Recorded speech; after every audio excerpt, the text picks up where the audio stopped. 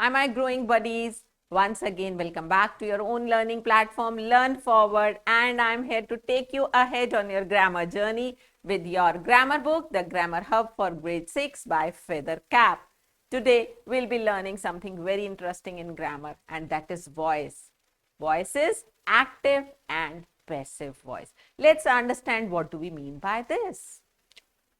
Here is match the following columns to form meaningful sentences. So we have two columns here and then we'll be making complete sentences, meaningful sentences out of these. Let's try. Anaya cheered the athletes. Anaya hid under the bed. Anaya has a bad reputation of serving cold food. Anaya were admired by everyone. Anaya sang melodiously at the show. So when we just look at these, almost all the combinations are possible except were, where we are using plural verb, right? So let's find out which can be the most appropriate one. Anaya sang melodiously at the show, right? Coming to next, that restaurant. Yes, you are right. There is only one possible option. That restaurant has a bad reputation of serving cold food. So when you are there at the restaurant, you feel like you expect having the hot meal being served, isn't it? Except for the things that we need cold. Next, the tiny kitten. What happened? What do you want to say about the tiny kitten? Yes, the only possible is hid under the bed.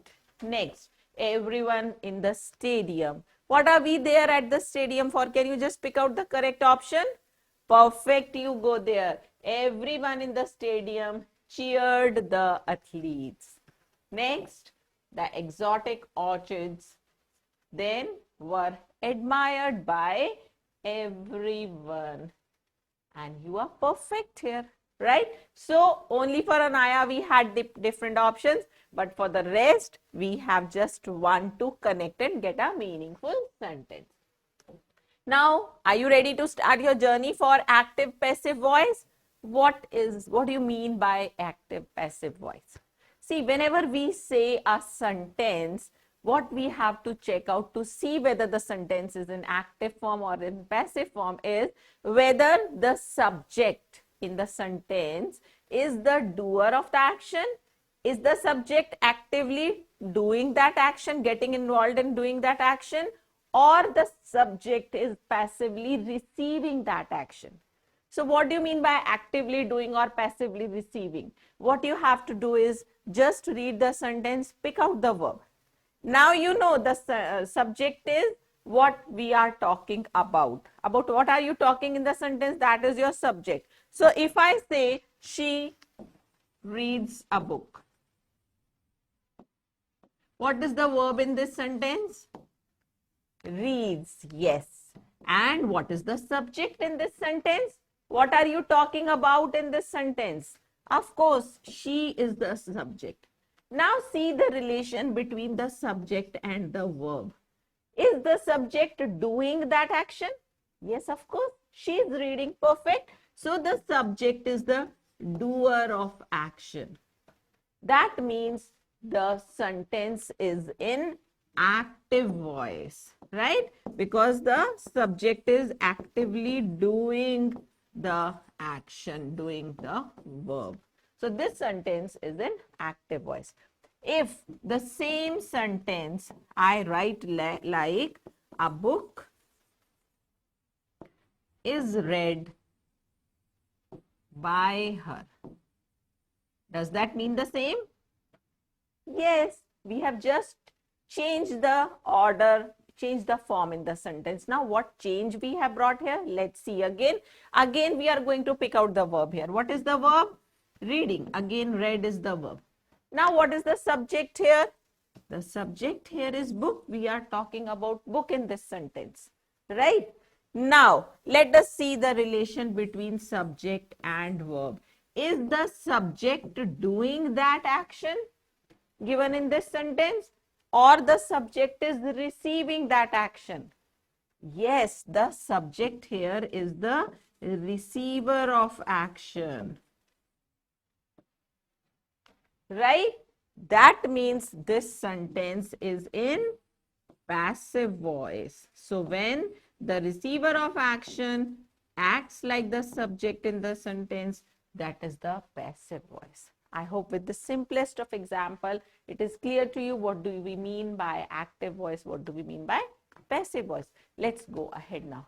So voice, what is voice? Voice is the form of verb that indicates whether the subject in a sentence is actively performing the action or it is passively receiving the action. And based on this, we have two types of voice. One is the active voice, if the subject is active doer, and the other is the passive voice when the subject is the passive receiver of action. Let's see examples here. The porter carried the luggage. So what is the verb here? I have underlined. It's already highlighted in blue. Yes, this is your verb. And what is the subject? The porter. Good. Now tell me, is the porter carrying the luggage? Is he the doer of carrying? Is he the doer of action? Yes, that means it is active voice. Next, the hen laid an egg. Is laying done by the hen, which is the subject here? Yes. So again here, the subject is the doer of action. This is subject. Here also the subject is the doer of action. The gardener waters the plants. Again, this is the subject doing this action. So again, active voice. The tigress, subject, licked its cup. So doing that action of licking. The parliament passed the bill. So the passing of the bill is done by the parliament. So your subject is the doer of action also. So that means this is your active voice. Same, somebody picked my pocket. Although we don't know who is doing, but then it is somebody we are saying. So picking up of pocket is being done by somebody. So your subject is the doer again. Isn't that easy to just identify whether a sentence is active or passive? Yes, it is actually. So let's go ahead and we'll be learning how to change the sentence in sentences from active voice to passive voice. There are few rules that we have to follow. What is the first thing that you have to remember, children? Because here we talk about the doer and receiver. That means the object should be there. Object is the receiver of action. Now, in case of intransitive verbs, we have already learnt about verbs where I taught you that intransitive verbs are independent. They don't need any object. So remember, children, the intransitive verbs cannot have the passive form of sentences. Cannot have the passive form of verb, right? Now, when we talk about transitive sentences, transitive verbs, sorry. So, in case of transitive verbs, we always need an object. This is where we can just exchange the subject and object. So, the first thing to remember is only transitive verbs can be used only in active and passive voice. Okay. So, this is foremost very important. Now, I've told you why intransitive cannot be changed. This diagram helps you in understanding how the things are exchanged. So your first sentence here is Sanjeev writes a letter. Now here the verb is writes. The doer of the action is the subject who is Sanjeev. So he is doing the action. That means this sentence is in which voice? Active voice, rightly said. And this is your object. Now, when we are just changing this transformation, we are transforming this into passive construction. What we will do, we will first exchange the subject and object. We will interchange them, we'll swap their places. That means your object will become the subject and your subject will become the object. So, in this, the letter which was object turns into subject, a letter. Now, see, it will not be sensible if we say a letter writes Sanjeev. Is that fine? A letter cannot write something. That means we need to change the verb in its form when we have to change the sentences from active to passive voice. And what is that change? You have to use, first thing is always remember the third form of verb is used. Now, your active sentence can be in any of the 12 tenses we have already learned. So, in each of these tenses, the verb will always be in third form when you are doing passive voice. The only change will be in your helping verb that will help you tell the tense perfectly, right? So, subject change to object, object to subject, and then the verb is changed in its form. And we always use the preposition by before the new object, which is the transformed one. Now, how the form has changed, I have already explained you. In the passive voice, we always use the third form, that is the past participle form of the verb is something to be noted. And then going ahead, we'll be learning how the pronouns are changed in their form. If the name is there, nouns will not change in form whether we change from subject to object or object to subject. But yes, very important thing is when we have personal pronouns in the sentences and they get exchanged, there is a swapping between subject and object, they definitely change in form. We have already learned while learning personal pronouns, if you remember, that they are different in form when we talk about the subjective case and when we talk about the objective or the accusative case. Do you remember? Let's quickly recall them. So the first person pronoun in subjective case, what is that? Can you tell me?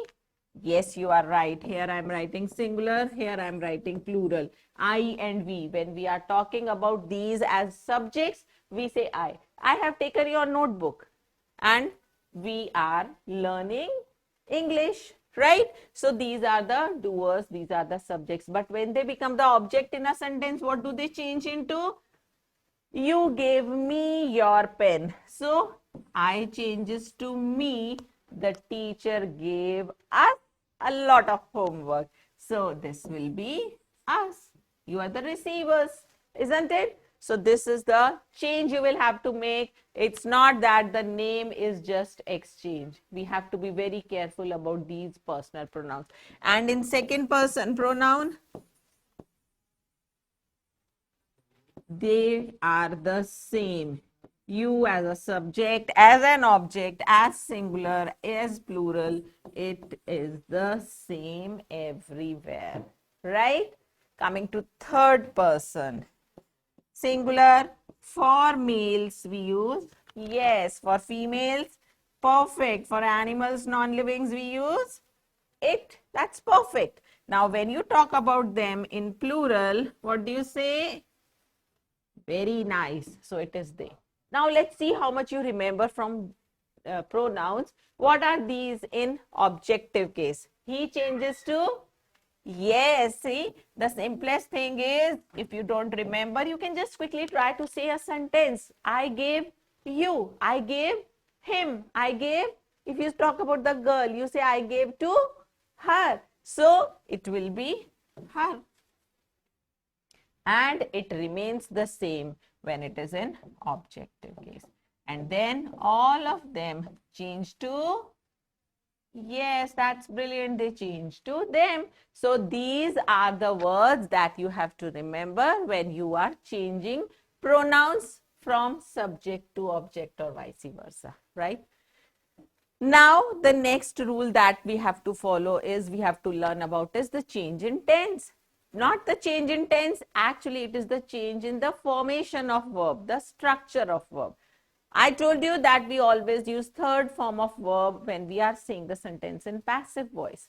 So, what about the helping verb? Let's focus there one by one. When the sentence is in simple present tense, we are giving here the active notation also and the passive also. Let us recall from verbs in active voice whenever we used to say sentences. In simple present tense, the verb has SES with the form, root form.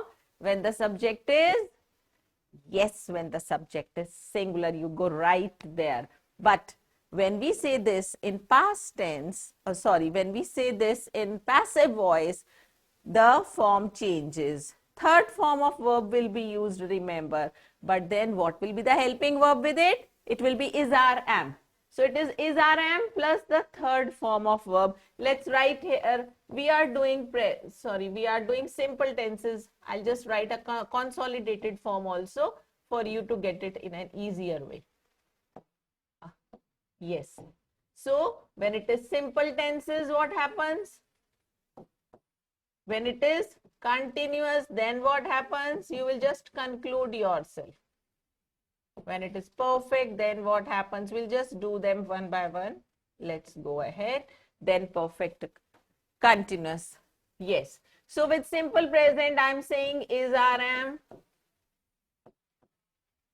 Of course, always it will be the third form of verb, right?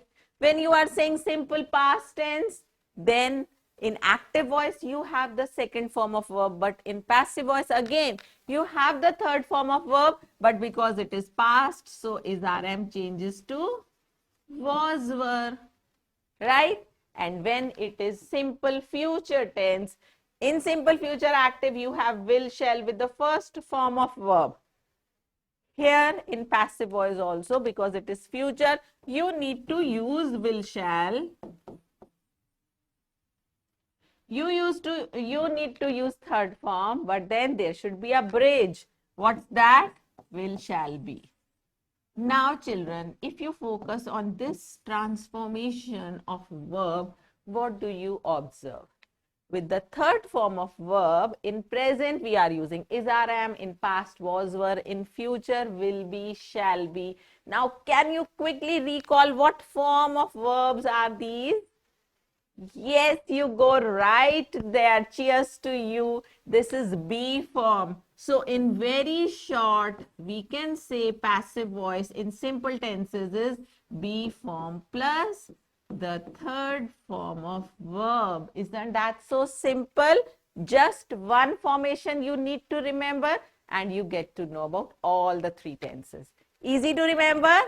Good. I can see the smiles on your face. That's really it brings pleasure to me also. Now coming to continuous tenses, when we are talking about active voice, it is, are, am plus ing verb. Yes, but what do we do in passive voice? We have to use the third form of verb, isn't it? So third form of verb will definitely be there. What before that? Now, do you remember when we were doing tenses, I told you wherever there is continuous tense, we have to use ing form of verb in some way, right? Now, here we are using the third form. So, from where will this ing verb come? See how it will come. We will be using is, are, am as it is in present continuous tense, but to bridge between is, are, am and the third form, because if with is, are, am we use third form, it becomes the simple present tense, isn't it? So how will we mark the difference? We have to use some ing form here. So that ing form verb will be being. What will it be? It will be being. Be form again with ing, right? So this is your being. Now, without looking at the chart, can you quickly tell me with this idea, what will be the past continuous form in passive voice? Exactly, you are right there. That's brilliant. It will be was, were, because is, are, am will change to was, were in past. Your being will not change. Your third form will not change. Right? Now, if you try to move to future continuous tense, what can it be? Let us see what happens when we try to go for future continuous tense. Is, are, am in present, was, were in future. What will be there in future? In past, was, were, and in future, what will it be? Will be, shall be. Okay. Will be, shall be. But after that, what are we saying? Here also being third form, here also being third form. So do you think here also it should be being plus third form? Now see how this does not work. Will is already followed by the root form of verb, that is be, right? And then after that again we are putting the ing form of the same verb be, which will not happen, which is not possible. So this concludes that future continuous tense cannot be changed into passive voice. The task becomes easier. How? Here we have learned the three forms, present, past, future, but here we have just two forms, and the third form, which is future continuous tense, cannot be changed to passive voice. This is the first one we have got. No passive.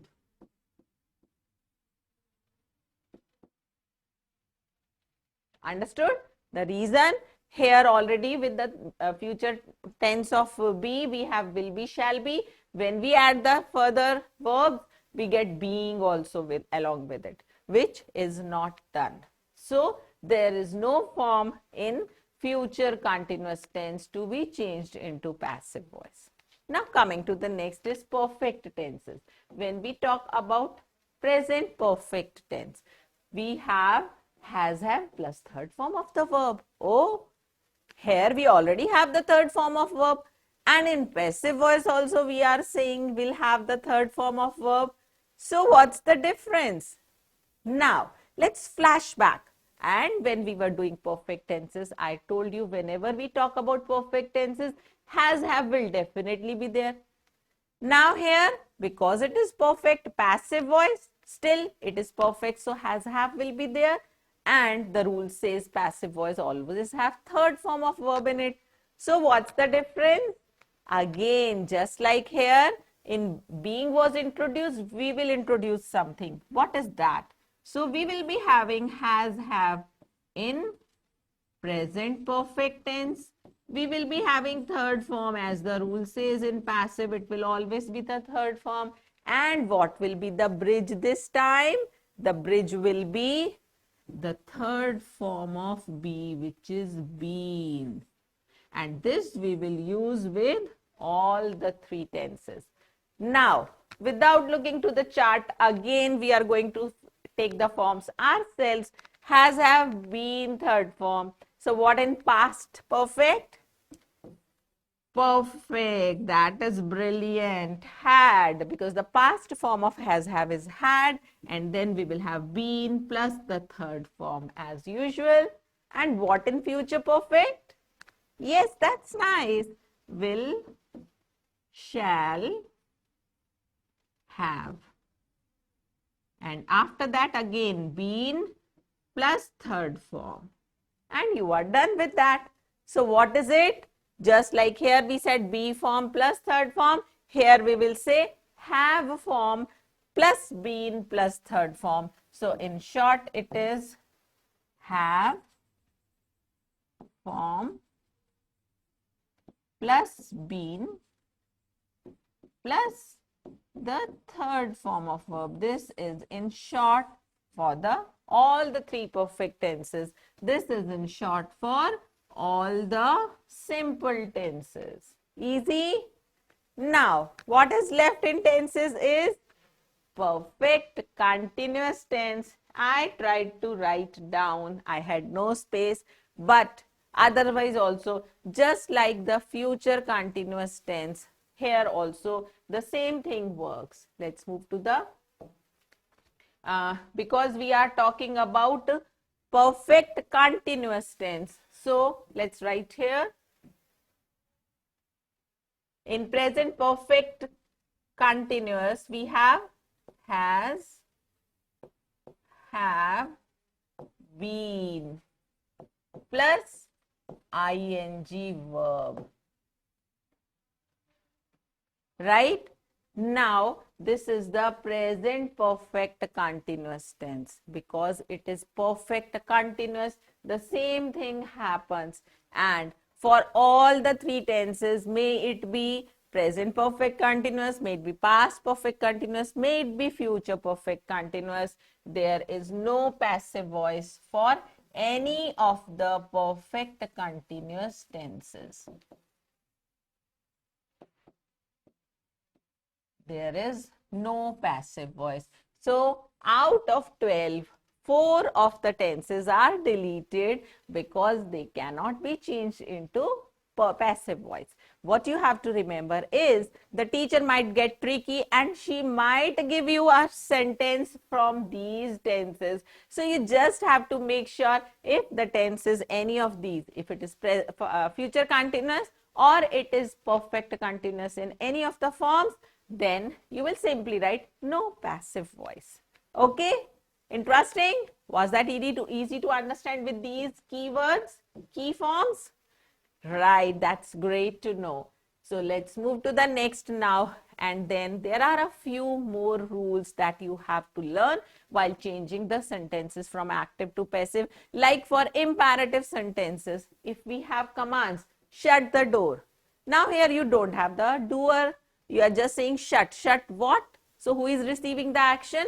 The door is receiving action, but the doer is not mentioned, which is always what? It's implied, you know. Yes, it is always the second person you. So in such cases, how do you change the sentence to passive is, you will start the sentence with let. You will not write the door be shut by you, no. You will do it like, let the door be shut. So the form here becomes be plus first form. If I say learn your chapters, so it will be let the chapters be learned, right? This is, sorry, always, I told you it is always the third form of verb in passive voice. Here also it will always be the third form of verb. Now in case when you are requesting, so you have to say you are requested. Kindly help him. This is again imperative sentence in which you are requesting somebody. So how do you write? You will say you are requested to help him. This is your passive voice, right? Coming to next, when the sentences are interrogative, so here you just have to transform. Am I hurting you? So here the subject is I, the object is you. We will change them, and according to that the verb will also change. When you talk about I, you are using the verb am. When you talk about you, what will be your verb?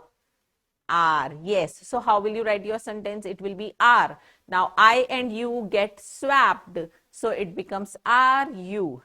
Now hurting is what? This is your present continuous tense. So there, do you remember what do we do with the continuous tenses? I told you we just add being there. So your sentence will become, are you being hurt? The third form of hurt is also hurt. So are you being hurt by me? There is an easier way to do these sentences. Am I hurting you? Try to change it into a simple statement, affirmative. What will it be? Perfect. It will be, I'm hurting you. So if I write it like, I am hurting you, see, you need not write all what I am telling you. These are all the steps that will go into your mind. You'll be doing that mentally. So I am hurting you. Now this is your simple sentence active voice in continuous, present continuous. Try to change it into passive. Can you try? Yes, you. Very good. Are being hurt by me. Perfect. Good. You are being hurt by me. Now, if you change this sentence into interrogative sentence, what's the only thing you have to do? Are will go in the beginning, right? That means the first word in the helping verb goes in the beginning before the subject and it becomes your interrogative. So, you can write it as, are you being, I missed writing hurt here, being hurt. Are you being hurt by me? And now because it is interrogative sentence, you will put a question mark here. So whether we go by the direct formation, are you being hurt by me, we landed here. And if we go by changing into affirmative, then changing into passive, again changing into interrogative. So the steps sound more, isn't it? Oh, it's too complicated, but actually it's not. When you just quickly do the things in your mind, they'll come in a click of finger, right? So here also you land at, are you being heard by me? So you can go either way. If it's good enough for you to follow the formation of verb here, it's good. And if you are not comfortable, you can quickly change, transform them into affirmative, then to passive, again into interrogative, and you will land at your correct transformation. Which one is easier? Depends on you. So keep trying the way you feel comfortable, because then you will speed up accordingly, right? So don't just get confused with both the ways. Now, in case of negative sentences, the sentences must retain the negative structure. How? John did not take a photograph. So here, this did not comes from which tense? Yes, that is simple past tense. So when we are doing it in past tense, just make sure that with the helping verb you have to make not. So this sentence in passive voice becomes, a photograph was taken by John. A photograph, because it is negative, we will say a photograph was not taken by John. Easy?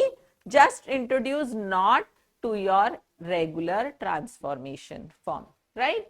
Now, when we change the voice of a sentence that has a phrasal verb means there are more than one words, like someone broke into the pet shop. So what you have to remember is this preposition should not change its place. It will be placed after the verb as usual. So when we say someone broke into the pet shop, we'll say the pet shop was broken into.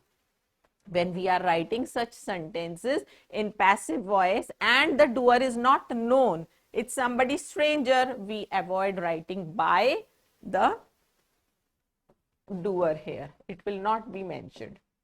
So we'll not say the pet shop was broken into by someone. No, just like this. Next is if the subject in the active sentence is not very important. So when the sentence is active but still this is not important. I have already told in the previous rule that we just skip writing it. So we express the sentence in passive voice. We need not mention that subject in the object form. So we'll not say my diamond ring was stolen by somebody. It was stolen, that's it, because I don't know who has stolen it. So I'll not mention anything here. Fine. So these are the more rules you must remember. I think it has become easier for you. I have tried to give it to you in the easiest possible way. So need to practice only. We have rewrite these sentences in passive voice. Collect the papers. Do you remember imperative type? I have just told you. How do you start in passive voice? Yes, that's brilliant. Let. So your object becomes subject now. Let the papers. And I wrote the form for imperative. It will be be and third form. So what will it be? Let the papers be collected. Very nice. So whenever you do the transformation, if you recall the rule every time you do, you will be going perfect. And I'm sure you will be retaining all the rules here. Believe me, just practice. Okay. Did you carve this statue? So I told you either you can change into simple sentence, then change into passive, and again into your interrogative sentence, or you can do simple way. Did you carve this statue? Which tense is this? This is past tense, simple past tense. Very good. So what verb will you use with this statue? In past tense we use was verb. So with this statue we will use was. Was, now the statue becomes the subject. So was the statue. Third form of verb carve is carved. Was the statue carved by you? Now let me do this in the other way I have told you. Change this sentence into simple affirmative sentence. Did you carve this statue? You carved this statue. Let me write here. Sorry. Yes. You carved this statue. Now, can you change this into passive voice? Yes, perfect. This statue was carved by you. You got it so soon. Now, when you want to change this into interrogative again, what will you do, children? Simple. This will come in the beginning. So your sentence becomes, was this statue carved by you? And a mark of question at the end. So aren't these two same? Was the statue carved by you? Sorry, it will be a question mark. Was this statue carved by you? They are the same. This statue. Right? So you can practice any way that you find easier. Okay? Just the only thing is say out the rule every time. My grandmother looked after me when I was small. Yes, try to say. Here we have a bigger sentence, but we'll stop here. Look after is the verb, right? Doer is subject and me is the object. Now let's go to the rules of pronouns. Me as an object is becoming a subject. So what will it be? Perfect, I. Now which tense is this? Brilliant, that's simple past tense. And what is the form in passive voice? Be form plus third form. The shortest thing I have told, right? So it is I was. Then the third form, looked after. By whom? By my grandmother. And complete the sentence, when I was small. Is it easy? Now let's skip some sentences and move ahead. She had never played basketball earlier. Let's do this. This is a negative sentence, children. So which tense is this? Past perfect. Very good. So let's try to change. Yes, we will start with basketball. Basketball. Passive voice in past perfect is had been, third form. Good. But remember, because this is a negative sentence, so we will introduce the negative word just after the first word in the helping verb. So basketball had never, then with had we had to use been. Third form is played. Why? The pronoun she as subject changes in object. So it will be good. That is objective case, by her earlier. Easy? So I think the others you can do yourselves. Will you? So just show me a thumbs up. That's the confidence I can see in all of you. Now change these sentences into active sentences. So we just have to do the reverse. How do we do them? Let the door be opened. Oh, you have the answer, open the door. Very nice. So we have already opened the door. Too fast from your side. Next, the homework has been finished by me. Same. Now this and this, they will interchange. So me becomes I. Has been finished is which form? Which tense? Passive voice. This is present perfect tense. So in present perfect tense with I, what do you use? Have. And when it is active voice, we just use third form of verb here. I have finished what? The homework. That's it. Isn't that so simple and easy also? I hope you all have understood. That's good enough. Let's do one or two more sentences. By whom was she taught French? Okay. So which tense is this? Let's see. Was she taught? Yes, you need to remember all the forms of verbs we have done in active as well as passive voice. So this is simple past tense in passive voice. Now when you have to change it to active voice, again, was she taught French? This is your passive voice. So according to that, your question word is also in objective form. So when you say by whom or whom in object form, what is the question in subject form? Do you remember? Yes, it is who, children. It is who. By whom? Whom is in the object case, objective. This is the interrogative word. We have already learnt about them when we did pronouns also. And who is the subjective form. So even your question word will change here. By whom will change to who, right? So first of all, let's change the question word who. Now, because this is in simple past tense, so how do you write interrogative in simple past tense? Who? Then we just write the second form of verb, taught. Who taught? Now, she becomes the receiver of action. So, it will be an objective case. What is the objective form of she? Yes. Who taught her French? This is how we will be changing the sentences from passive to active. If it's clear, I'm sure you'll be able to do rest of the sentences. Want to do one more? Okay, let's see this. The little puppy is looked after by Annie. Yes, we'll change subject to object and object to subject. So, Annie. Now, here is looked after. So, look at this, is looked. That is be form plus third form. So, which tense is this? Simple present. That means in simple present, what will it be?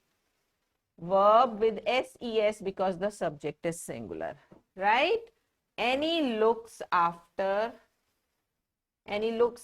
what? The little puppy, which was the subject, now becomes the object. And the sentence is perfect now. Fine.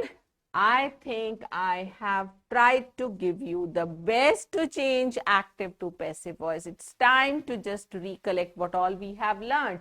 What is voice? It's the form of verb that shows whether the subject of the doer of the action is the subject, active doer, or it is the passive receiver of action when we talk about the subject. A verb is active if its subject is the active doer, right? That means it performs the action, and it is in passive voice if its subject is the receiver of action. So passive if action is performed upon the subject. That means it is the receiver of action.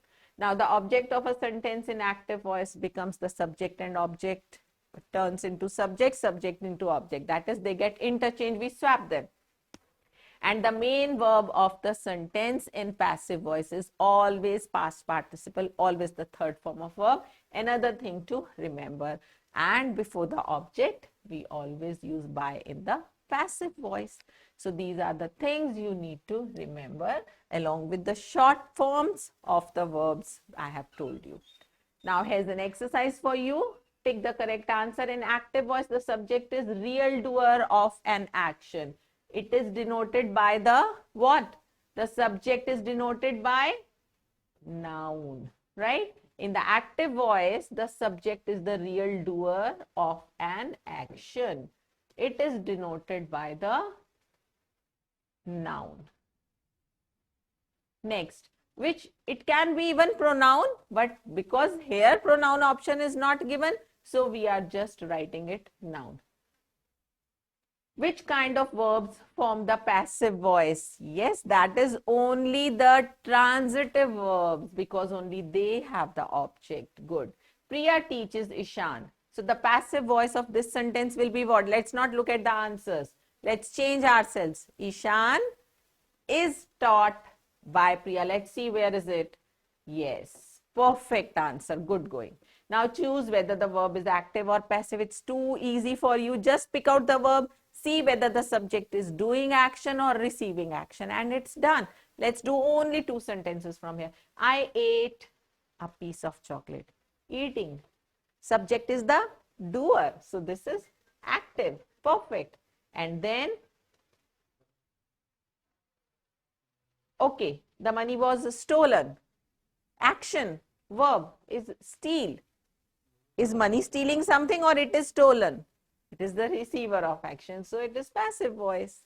This is how you'll do it, and it's for you to practice yourself. You'll find out whether these of sentences are active or passive in their form. right? So still a lot to learn in grammar. We'll be coming up with more interesting sessions ahead. Till then, happy learning, children.